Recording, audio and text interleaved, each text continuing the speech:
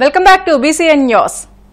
Visakha steel plant కు కేంద్రం 1440 కోట్ల ప్రత్యేక ఆర్థిక ప్యాకేజీని ప్రకటించిన తర్వాత తొలిసారిగా కేంద్ర ఉక్కు శాఖ మంత్రి కుమారస్వామి, కేంద్ర ఉక్కు సహాయ మంత్రి భూపతిరాజు శ్రీనివాస్ వర్మ విశాఖకు వచ్చారు. ఈ సందర్భంగా విశాఖ ఎయిర్పోర్ట్ లో వీరికి కూటమి నేతలు ఘన స్వాగతం పలికారు. Anakapalli MP CM Ramesh, Visakhapatnam MP Shri Bharat, Vizianagaram MP Appalanaidu, కూటమి నేతలు, కార్యకర్తలు పెద్ద సంఖ్యలో తరలివచ్చి విమానాశ్రయానికి చేరుకున్న కేంద్ర మంత్రులకు ఘనంగా స్వాగతం పలికారు. ఎయిర్పోర్ట్ లో కేంద్ర మంత్రులకు కూటమి మహిళా నేతలు, కార్యకర్తలు పూలవర్షం కురిపించారు. అనంతరం అక్కడి నుంచి స్టీల్ ప్లాంట్ కు బయలుదేరారు. మార్గం మధ్యలో కూడా కేంద్ర మంత్రులకు కూటమి పార్టీ నేతలు గజమాలలు వేసి స్వాగతం పలికారు.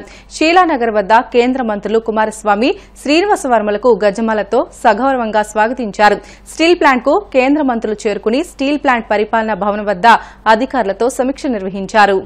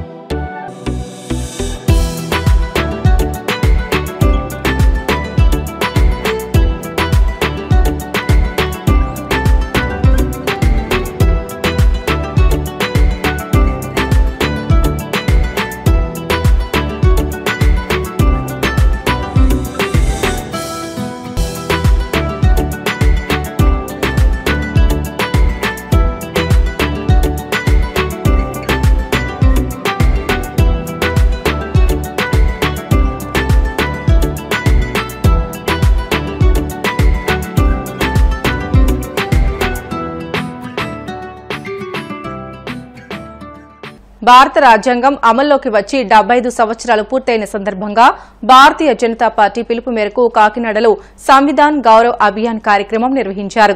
బీజేపీ కాకినాడ జిల్లా అధ్యకులు బిక్కిన విశ్వేశ్వరరావు ఆధ్వర్యంలో 2 టౌన్ పోలీస్ స్టేషన్ నుండి బాలాజీ చెరువు వరకు ర్యాలీ నిర్వహించారు. ఈ ర్యాలీలో నగరంలోని వివిధ కళాశాల విద్యార్థులు, బీజేపీ పార్టీ నాయకులు, కార్యకర్తలు పాల్గొన్నారు. ఆక్రమణల నుండి ప్రభుత్వ స్థలాన్ని కాపాడాలని అంబేద్కర్ కోనసీమ జిల్లా కలెక్టర్కు అమలాపురం మండలం గున్నేపల్లి అగ్రహారం గ్రామ ప్రజలు వినతి పత్రం అందజేశారు. జల్ జీవన్ మిషన్ ద్వారా ప్రజలందరికీ మంచినీటి సరఫరా నిమిత్తం 20,000 లీటర్లు OHRS ట్యాంకు మంజూరైందని అన్నారు. పంచాయతీ తీర్మానం ప్రకారం సుందర్ నగర్ కాలనీలో ట్యాంకు నిర్మాణం జరుగుతున్న స్థలానికి ఆనుకుని ఉన్న ముత్తాబత్తుల సుబ్బారావు పేరున ఉన్న 3 సెంట్ల పట్టా స్థలంలో అతని కుమారుడు సత్యనారాయణ 3 సెంట్ల భూమితో పాటు ప్రభుత్వ భూమిని ఆక్రమించి ఇల్లు నిర్మించుకున్నారని, మంచినీరు ట్యాంకు నిర్మాణానికి అడ్డుపడి ఆ స్థలాన్ని ఆక్రమించుకునే దురుద్దేశంతో గ్రామ ప్రజలందరికీ ఉపయోగపడే వాటర్ ట్యాంక్ నిర్మాణాన్ని అడ్డుకుంటున్నాడని అన్నారు. ట్యాంకు నిర్మాణం జరగకపోతే గ్రామ ప్రజలు తాగునీటి సదుపాయం లేక ఇబ్బందులకు గురయ్యే పరిస్థితి ఉంటుందని ఆవేదన వ్యక్తం చేశారు.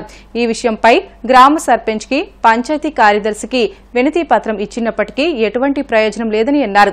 అందువల్ల తక్షణమే స్పందించి తమకు న్యాయం చేయాలని గ్రామస్తులు కలెక్టర్ని కోరారు.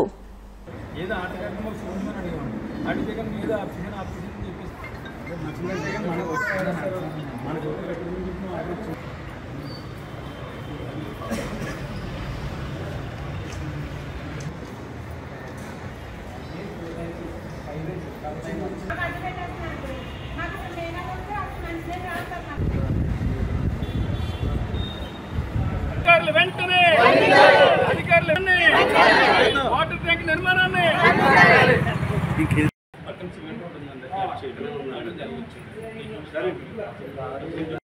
కొనసాగుతుంది. నిర్మాణం కొనసాగుతున్న టైంలో వెంటనే అధికారులు వచ్చి ఆఫ్ చేయాలని చెప్పేసి నిన్న పోలీస్ డిపార్ట్మెంట్ వారు వచ్చి ఆఫ్ చేయమని చెప్పి అన్నారు. కోర్టు నుంచి స్టే వచ్చిందని చెప్పేసి అన్నారు. స్టే అవుతే కనుక ఆర్డర్ వచ్చిందన్నారు. ఆర్డర్ మాకు చూపించండి అని చెప్పేసి అంటే కనుక ఆర్డర్ అన్నది ఎవరు కూడా చూపించలేదు. చూపించకుండా మరి పోలీస్ డిపార్ట్మెంట్ వారు ఫీల్డ్కి వచ్చి వెంటనే కూడా కన్స్ట్రక్షన్ జరుగుతున్న నిర్మాణాన్ని వాటర్ ట్యాంక్ని అన్నీ ఆఫ్ చేయడం జరిగింది. ఇప్పుడు వెంటనే కూడా మరి గ్రామ ప్రజలందరూ కూడా మరి ఈ వాటర్ వల్ల చాలా సమస్యలు చాలా ఇబ్బంది పడుతున్నారు.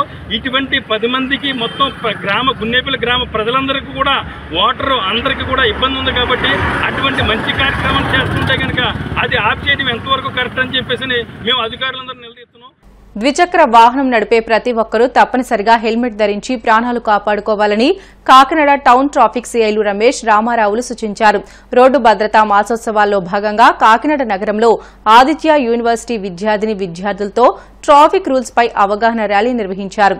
ఈ సందర్భంగా సీఐలు మాట్లాడుతూ కాకినాడ జిల్లా ఎస్పీ బిందు మాధవ్ ఆదేశాల మేరకు ప్రజలకు ట్రాఫిక్ రూల్స్ పై అవగాహన కల్పిస్తున్నామని తెలియజేశారు. ఈ కార్యక్రమంలో పలువురు ట్రాఫిక్ ఎస్ఐలు, సిబ్బంది పాల్గొన్నారు. జాతీయ భద్రతా మాసోత్సవాల్లో భాగంగా కాకినాడ పోలీసు వారు మా యొక్క గవర్నమెంట్ ఎస్పీ బిందు మాధవ్ సార్ ఐపీఎస్ వారు ఇచ్చినటువంటి ఆదేశాల ప్రకారం మేము ఇక్కడ ట్రాఫిక్ అవేర్నెస్ అనేది పబ్లిక్కి, స్టూడెంట్స్కి అందరికీ ఈ కార్యక్రమం నిర్వహిస్తున్నాం. దీనిలో భాగంగా స్వచ్ఛందంగా ఆదిత్య కాలేజీకి సంబంధించిన డిగ్రీ స్టూడెంట్స్ అంతా కూడా మాకు ఇక్కడ రావడం జరిగింది. ఆదిత్య కాలేజీ నుంచి వారికి సంబంధించినటువంటి వీరు ఆదిత్య కాలేజీ సోరంపాలకు సంబంధించినటువంటి ఎంతో ఇంట్రెస్ట్ చూపించి మా విద్యార్థులకితో పబ్లిక్ని అవేర్నెస్ కల్పించాలనే ఉద్దేశంతో ఈ యొక్క మంచి సుపరిణామం కింద దీన్ని కండక్ట్ చేస్తున్నాము.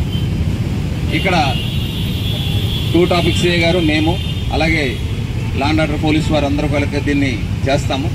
సురక్షిత ప్రయాణం చేయాలని, హ్యాపీగా ఫ్యామిలీతో గడపాలని, మీరు ట్రాఫిక్ రూల్స్ పాటిస్తూ సురక్షితంగా గమ్యాన్ని చేరాలని ప్రతి ఒక్కరిని పేరున కోరుకుంటున్నాం. వార్తలు ముగించే ముందు ముఖ్య అంశాలు మరొకసారి.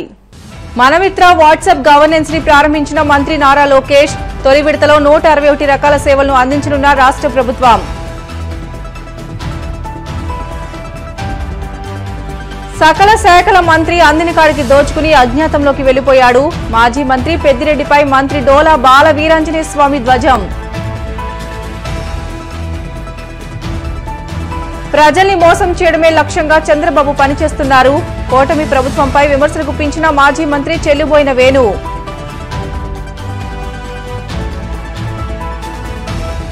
కూటమి ప్రభుత్వం అధికారంలోకి వచ్చాక అనంతపురం జిల్లాలో లా అండ్ ఆర్డర్ పూర్తిగా క్షీణించింది. వైసీపీ మాజీ ఎమ్మెల్యే అనంత వెంకటరామిరెడ్డి ఆరోపణలు. ఇవి ఇప్పుడు వరకున్న బులెటిన్లోని అప్డేట్స్. మరిన్ని వార్తల కోసం BCN digital YouTube channel, Facebook పేజీని ఫాలో అవ్వండి. అప్డేట్ వార్తల కోసం ప్లీజ్ డూ సబ్స్క్రైబ్.